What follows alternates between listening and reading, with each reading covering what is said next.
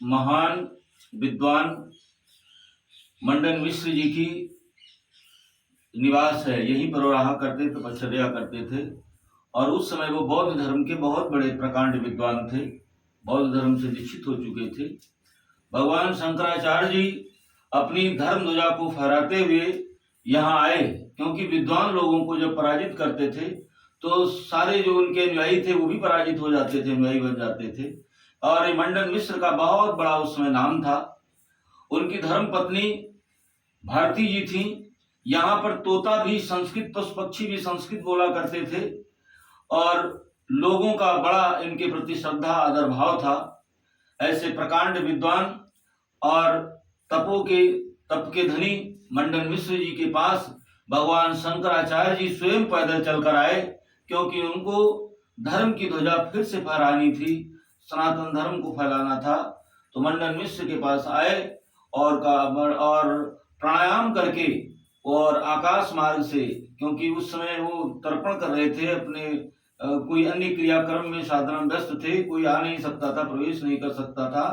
तो शंकराचार्य जी उन्होंने प्राणायाम की क्रिया के द्वारा आकाश मार्ग से दीवार को छलांग करके अंदर आए और दोनों बैठे हुए थे।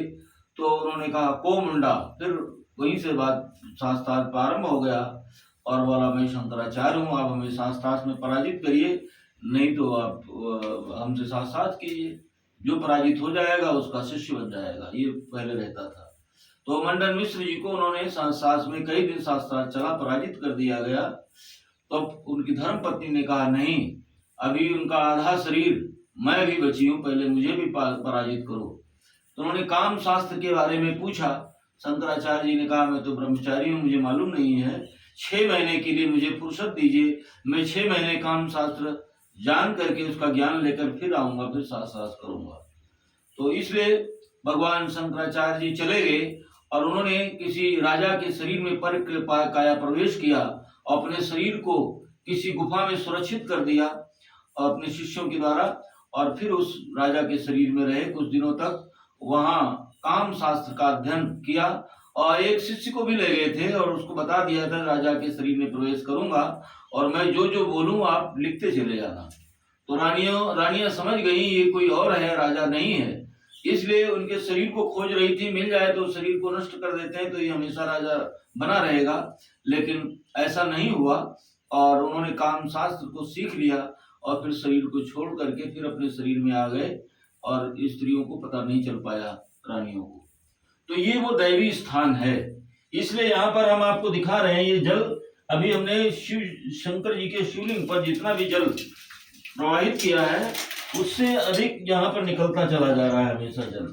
तो ये निश्चित ही दैवी कृपा प्राप्त ये शिवलिंग है और ये गुप्त स्थान है। यहाँ पर प्रकांड विद्वान भारती देवी जी और मंडन मिश्र और शंकराचार्य जी का शास्त्रार्थ हुआ है। तीनों दिव्य प्राणी थे, भारत भूमि पर इनका आगमन हुआ।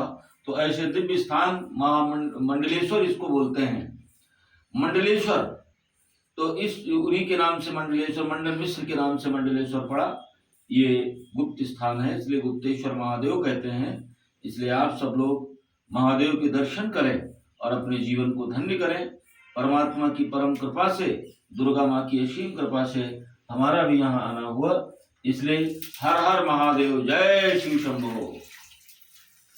ओम नमः शिवाय, ओम नमः शिवाय, ओम नमः शिवाय।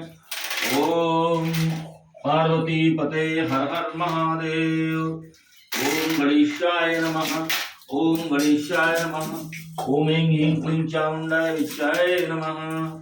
ओम तत्पुरुषाय विद्महे महादेवाय धीमहि तन्नो रुद्र प्रचोदयात्। ओम तत्पुरुषाय विद्महे महादेवाय धीमहि तन्नो रुद्र प्रचोदयात्। ओम गं ऐं ह्रीं क्लीं शिवाय नमः। ओम गं ऐं ह्रीं क्लीं शिवाय नमः। वासुदेव जनार्दनाय ऐं ह्रीं गरुड़ध्वजा। ओम तत्पुरुषाय विद्महे महादेवाय धीमहि तन्नो रुद्र प्रचोदयात्।